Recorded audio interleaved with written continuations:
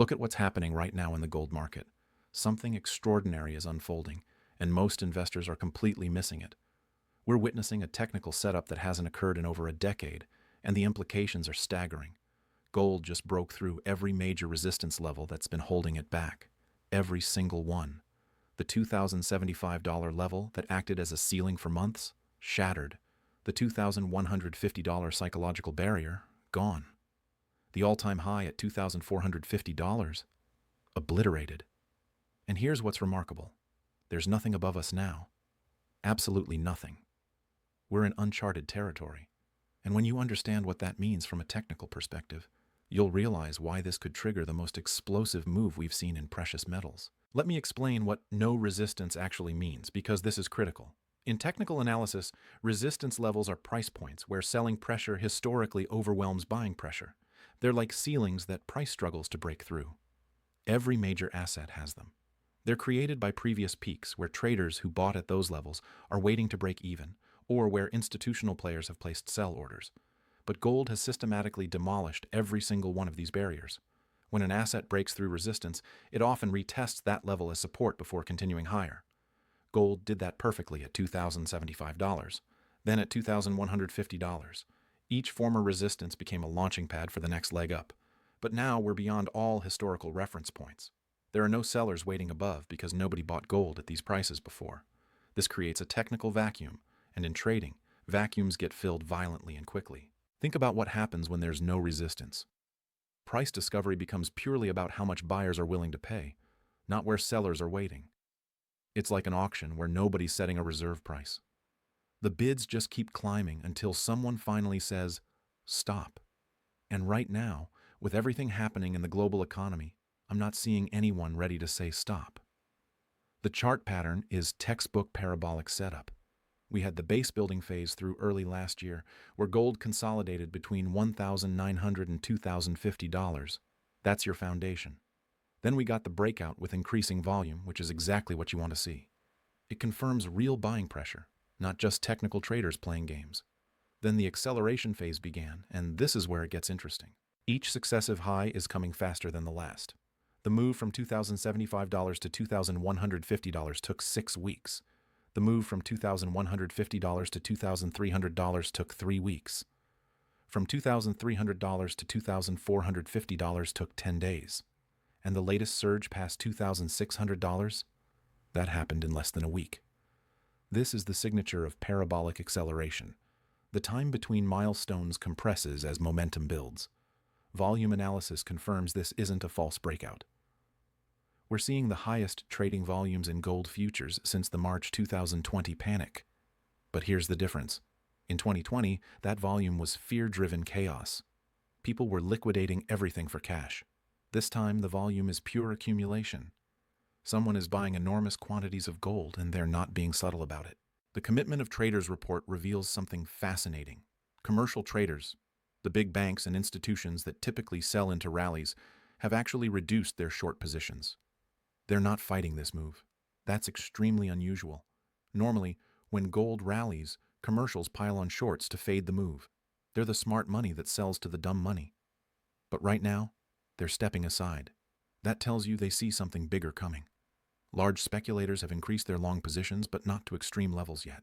We're nowhere near the frothy, everyone and their grandmother is buying gold sentiment that marks tops. Retail participation is still relatively muted. Most people are still focused on stocks, crypto, or just trying to pay their bills. They're not paying attention to gold. And that's exactly when the biggest moves happen, when the crowd isn't watching. Let me take you back to 1979 for a moment, because there are eerie parallels.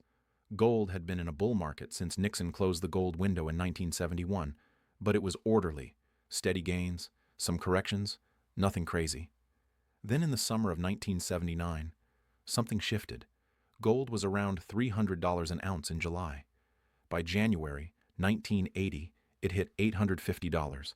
That's a 183% gain in 6 months. A parabolic moonshot that nobody saw coming. What triggered it? A combination of factors that sound remarkably familiar.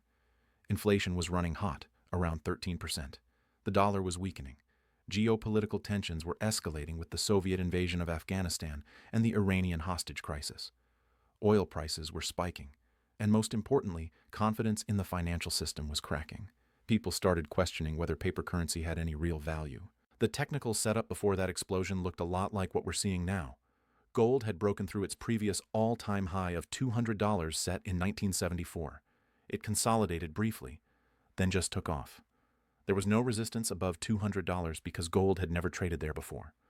Price discovery became a one-way street higher as buyers competed for limited supply. Here's what most people don't understand about that 1979 to 1980 move. It wasn't just about inflation. Yes, inflation was high, but it had been high for years. The catalyst was a shift in psychology. People suddenly realized that their dollars were losing purchasing power faster than they could earn interest. The negative real interest rates made holding cash toxic. Gold became the only logical alternative. We're in a similar psychological shift right now, but it's happening more slowly, which actually makes it more dangerous. In 1979, inflation spiked quickly and obviously. Everyone felt it immediately. Today, the inflation is more insidious. Official numbers say one thing, but your grocery bill, your rent, your insurance premiums tell a different story. People know something's wrong, but they can't quite articulate it. That cognitive dissonance creates a powder keg. The dollar's role as global reserve currency is being questioned in ways that would have been unthinkable a decade ago. The BRICS nations are actively working on alternative payment systems. Saudi Arabia is accepting yuan for oil sales. Central banks worldwide are diversifying away from dollar reserves into gold at the fastest pace in decades. These aren't temporary trends. These are structural shifts in the global monetary system. China's central bank has been buying gold every single month for over a year, not occasionally. Every month. They're not even trying to hide it anymore. They're reporting their purchases openly, which is unusual for China. They typically operate in the shadows. The fact that they're being transparent about accumulation suggests they want to send a message. Gold is money, and we're preparing for a different monetary system. India's central bank is doing the same thing. Poland, Singapore, Turkey, Czech Republic, all adding to reserves. These aren't random countries. These are nations positioning themselves for a monetary reset. They're reading the same economic data we are, and they're drawing the same conclusion. The current system is unsustainable, and gold will play a crucial role in whatever comes next. Now, let me pause here for a second because this is important. If you're sitting on retirement accounts worth $100,000 or more, you might want to understand how gold IRAs work.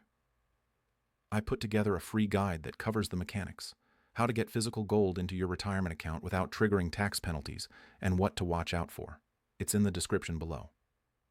Just something to consider if wealth preservation is on your mind. All right, back to where this price is headed. The supply side of the equation is equally compelling. Gold mine production has been essentially flat for years. We're not discovering major new deposits. The easy gold has been found and mined. What's left requires deeper digging, more processing, higher costs. Meanwhile, demand is surging from multiple directions simultaneously. Central bank buying is at 55-year highs. Jewelry demand in Asia remains strong despite higher prices.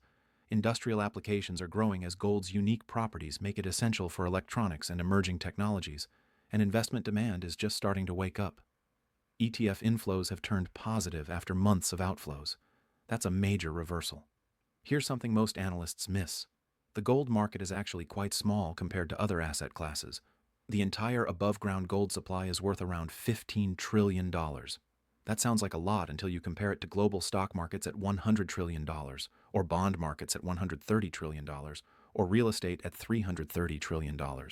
Gold is tiny, which means it doesn't take much capital flowing in to move the price dramatically. If just 1% of global bond holdings shifted into gold, that would be $1.3 trillion of buying pressure hitting a $15 trillion market. The price impact would be enormous. And we're starting to see exactly that kind of rotation. Bond yields are becoming less attractive as inflation expectations rise. Real yields, the return after inflation, are negative or barely positive. Why would you lock up money in bonds yielding 4% when inflation is running at 3 to 4% or higher? You're treading water at best, losing purchasing power at worst. The technical indicators are all flashing green. The 50-day moving average crossed above the 200-day moving average months ago, forming what traders call a golden cross. That's typically a strong bullish signal. The relative strength index shows momentum, but not overbought conditions yet. There's room to run. The MACD histogram is expanding positively, indicating accelerating upward momentum. Fibonacci extensions, which traders use to project price targets after breakouts, point to levels that sound absurd, but are mathematically logical. The 161.8% extension from the 2022 low to the 2024 high projects to around $3,200. The 261.8% extension points to $4,100. These aren't predictions. They're mathematical possibilities based on historical price behavior. But in a parabolic move with no resistance, these levels become realistic targets. Let's talk about what could drive gold to those levels, because it's not just technical chart patterns. It's fundamental forces that are building pressure in the system. The U.S. national debt just crossed $36 trillion. That's trillion with a T. The interest payments alone are approaching $1 trillion annually. That's more than the defense budget, more than Medicare. It's becoming the single largest line item in the federal budget. How do you service that debt? You have three options: raise taxes dramatically, cut spending dramatically, or inflate it away. Politically, the first two are nearly impossible. Nobody gets elected promising higher taxes and spending cuts. So you're left with option 3, print money and let inflation erode the real value of the debt. It's the path of least resistance, and it's exactly what's happening. The Federal Reserve is trapped. They can't raise interest rates high enough to truly fight inflation without crashing the economy and making the debt unsustainable. They can't keep rates low without fueling more inflation. They're trying to thread a needle while riding a unicycle on a tightrope. It's not going to end well. And the market is starting to price that in. Currency debasement is accelerating globally. It's not just the US. The European Central Bank is dealing with similar dynamics. Japan has been printing money for decades. China is stimulating to avoid a real estate collapse. Every major central bank is choosing inflation over deflation, liquidity over stability, and in that environment, gold is the ultimate beneficiary. Think about what happened in Weimar Germany in the 1920s. The government printed money to pay war reparations and fund spending. The mark collapsed. Hyperinflation destroyed savings. But people who held gold preserved their wealth. A single gold coin could buy a house. That's an extreme example, but it illustrates the principle. When currency fails, gold endures. We're not heading for Weimar-style hyperinflation, but we are heading for sustained elevated inflation that will erode purchasing power steadily over time. A 5% inflation rate doesn't sound catastrophic, but it cuts your purchasing power in half every 14 years. Over a 30-year retirement, that's devastating. Gold is the hedge against that slow-motion wealth destruction. The geopolitical situation adds another layer of urgency. We're in a multipolar world now, with competing power centers and increasing tensions. The Russia-Ukraine conflict disrupted energy markets and food supplies. The US-China rivalry is fragmenting global trade. Middle East tensions are always one incident away from exploding. Each of these situations drives safe haven demand for gold. But it's more than just crisis hedging. It's about the end of the post-World War II monetary order. The Bretton Woods system established the dollar as the global reserve currency backed by gold. Nixon ended gold convertibility in 1971, but the dollar remained dominant through petrodollar arrangements and network effects. That dominance is now being challenged systematically. The weaponization of the dollar through sanctions has accelerated the search for alternatives. When the U.S. froze Russian central bank reserves, every other country took notice. If it can happen to Russia, it can happen to anyone. That realization is driving de-dollarization efforts worldwide. And when countries move away from the dollar, they move toward gold. The BRICS nations are developing a gold-backed trade currency. Details are still emerging, but the intent is clear. Create a monetary system that doesn't depend on the dollar. Whether it succeeds or not is almost irrelevant. The fact that major economies are seriously pursuing it signals a fundamental shift in the global monetary landscape. Let me paint a picture of what a parabolic move actually looks like, because if you haven't experienced one, it's hard to imagine. In the final stages of a parabola, price moves become almost vertical. Gains that took months to achieve start happening in weeks, then days. The psychology shifts from, should I buy, to, I have to buy before it goes higher. Fear of missing out overwhelms rational analysis. We saw this in Bitcoin's run to $69,000. We saw it in GameStop's short squeeze. We saw it in the dot-com bubble. The pattern is always the same. Slow accumulation, breakout, acceleration, then explosive vertical move. Gold is in the acceleration phase right now. The vertical move could be next. What triggers the final parabolic surge? Usually it's a catalyst that forces the crowd to pay attention. In 1979, it was the Soviet invasion of Afghanistan. In 2011, it was the European debt crisis and U.S. credit downgrade. The catalyst this time could be a currency crisis, a major bank failure, a geopolitical shock, or simply the realization that inflation isn't transitory and isn't going away. The banking system is more fragile than most people realize.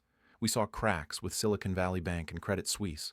Those were contained, but they revealed underlying weaknesses. Banks are sitting on massive, unrealized losses in their bond portfolios. As long as they don't have to sell, they can pretend everything's fine. But if depositors start withdrawing en masse, they'll be forced to realize those losses, and the whole house of cards could tumble. A banking crisis would send gold vertical overnight. People would flee to the safety of physical assets. We'd see the same panic buying we saw in 2008, but amplified because trust in the system is already lower. The gold market is not prepared for that kind of demand surge. Premiums on physical gold would explode. Delivery delays would stretch to months. The paper price and physical price would diverge dramatically. Even without a crisis, the technical setup alone could drive a parabolic move. Markets have memory. Traders who missed the 1979 to 1980 rally have studied it. They know what parabolic moves look like. When they see the same pattern forming, they position accordingly. That creates a self-fulfilling prophecy. The expectation of a parabolic move helps create the parabolic move. Algorithmic trading amplifies these dynamics. Computer programs detect breakouts in momentum, then pile in automatically. They don't care about fundamentals or valuations. They just follow the trend.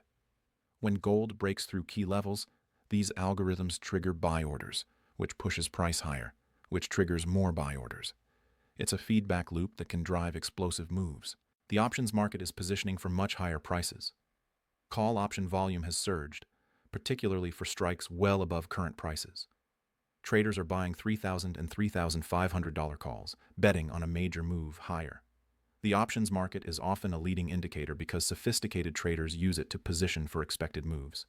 The current positioning suggests big money expects gold to run significantly higher. Mining stocks are starting to outperform gold itself, which is another bullish signal. Typically, mining stocks lead gold price moves because they're leveraged plays on the metal. A 10% move in gold can translate to a 20 to 30% move in mining stocks. The fact that miners are breaking out suggests institutional money is positioning for a sustained gold rally, not just a short-term spike. Junior mining stocks, the small exploration companies, are still largely ignored. These are the highest risk, highest reward plays in the sector. In a true gold mania, juniors can go up 500% or 1,000%.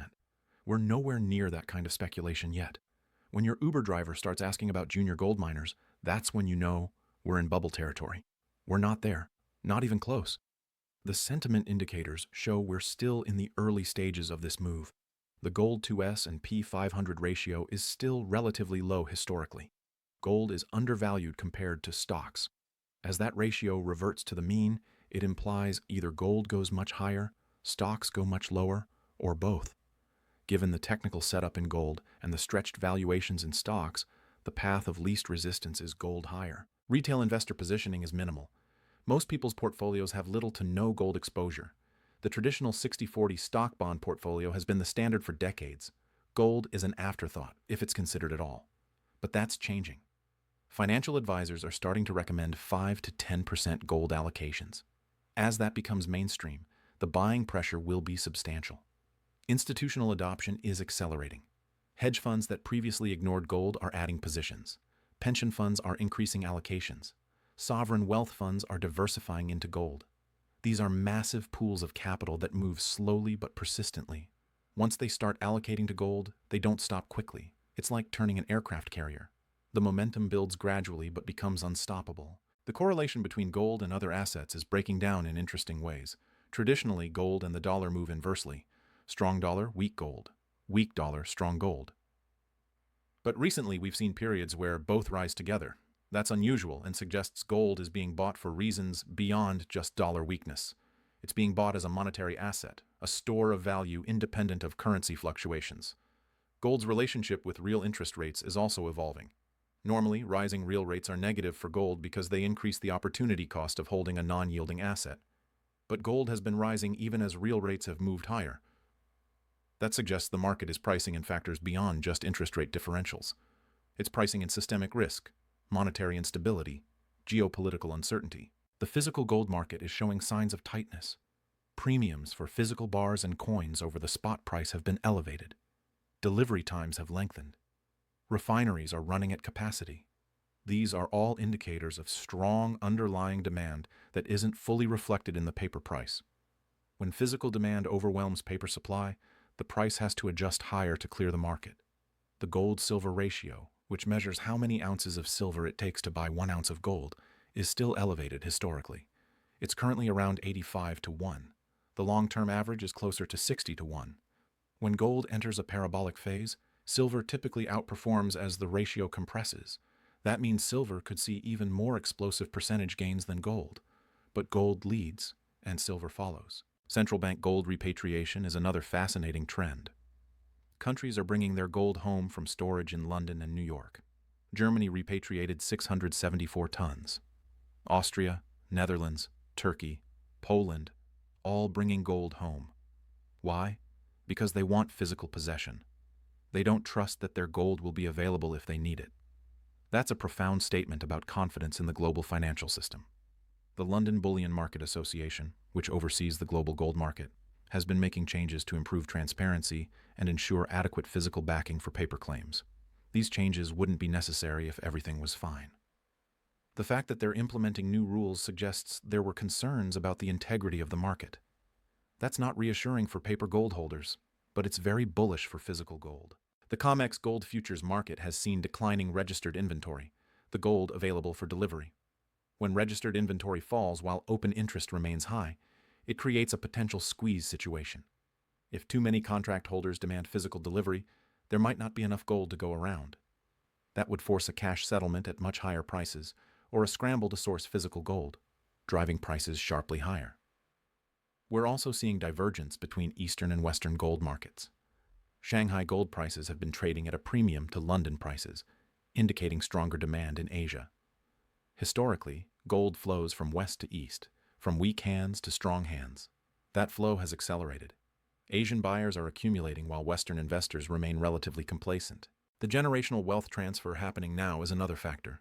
Baby boomers are passing wealth to younger generations who have different investment perspectives. Millennials and Gen Z grew up during financial crises. They saw 2008, they saw COVID, they see inflation eroding their purchasing power. They're more skeptical of traditional financial assets and more open to alternatives like gold and crypto. The crypto correlation is interesting. Bitcoin was supposed to be digital gold, a store of value and inflation hedge. It served that purpose for some investors, but its volatility and regulatory uncertainty make it unsuitable for many. Gold offers similar benefits, inflation protection and store of value, but with 5,000 years of history and no regulatory risk. As crypto matures and potentially faces more regulation, some capital could rotate into gold.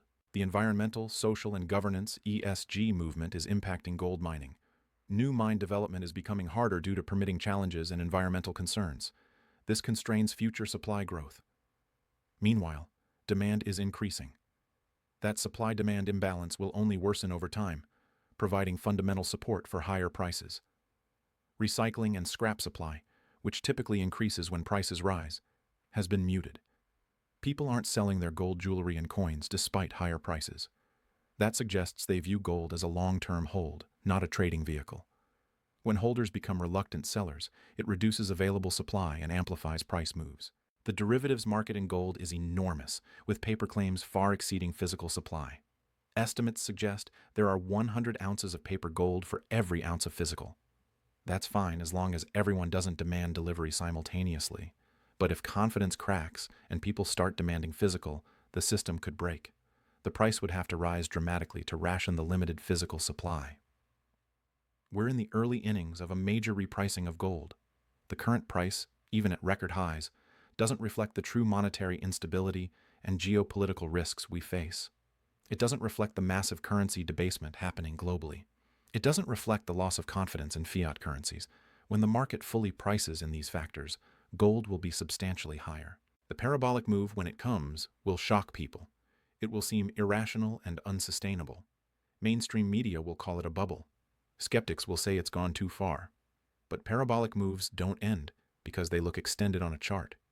They end when the fundamental drivers reverse or when everyone who wants to buy has bought. We're nowhere near either condition.